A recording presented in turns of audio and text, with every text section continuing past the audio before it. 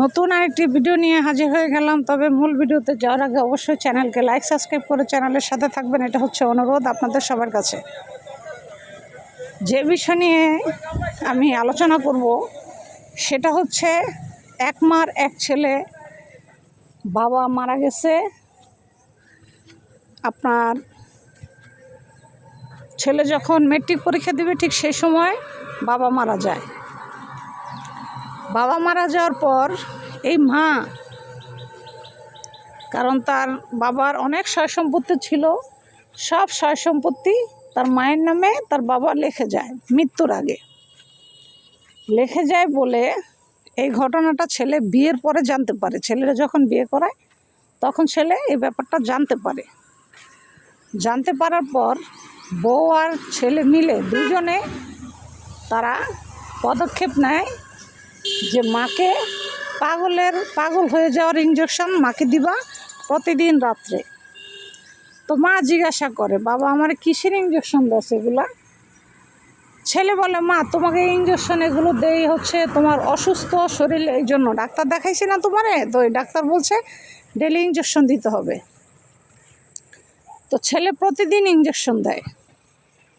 দিতে দিতে এক পর্যায়ে মা পাগল হয়েই যায়।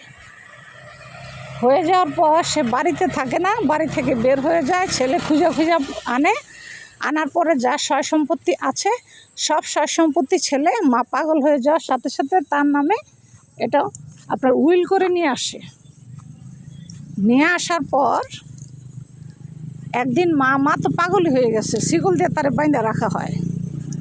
তখন সেই মা কী করছে জানেন? সে তো পাগল, এখন সে তো সুস্থ না।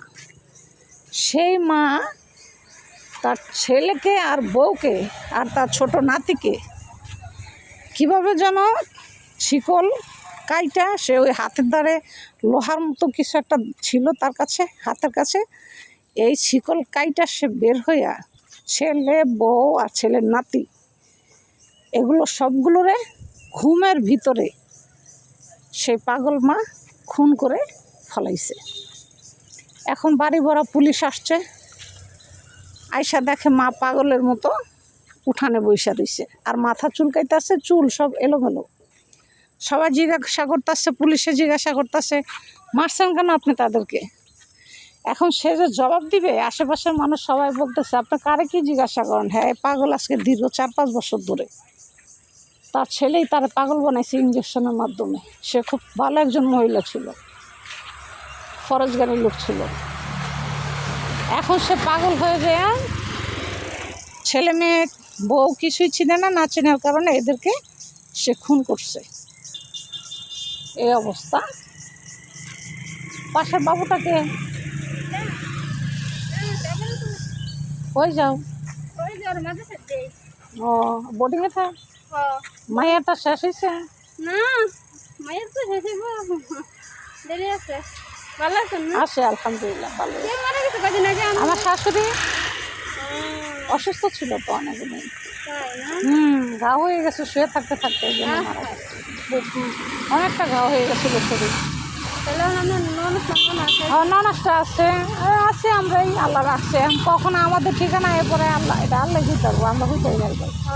সবার ঠিকানাই লাগতেছে আস্তে আস্তে, সবারই চলে যেতে হবে। দুনিয়াতে তো থাকার জন্য কেউ আসি নাই, আমরা চলে যেতে হবে।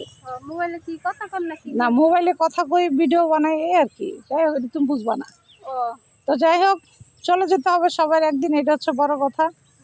শাশুড়ি গেল, শ্বশুর গেল, বাবা গেল, মা গেল, সবাই তো চলে গেল। আমরা যেমন না, এটা কি সিকিউরিটি আছে? আমার সময় চলে আসছে, চলে যেতে হবে। তো যাই হোক, ভালো আছে তো না? আচ্ছা ঠিক আছে, যাই হোক। হ্যাঁ, তো যাই হোক, ভিডিওটি যদি ভালো লাগে অবশ্যই লাইক সাবস্ক্রাইব করে চ্যানেলের সাথে থাকবেন। একটা ভাবি আসছিল তাই তার সাথে একটু কথা বললাম।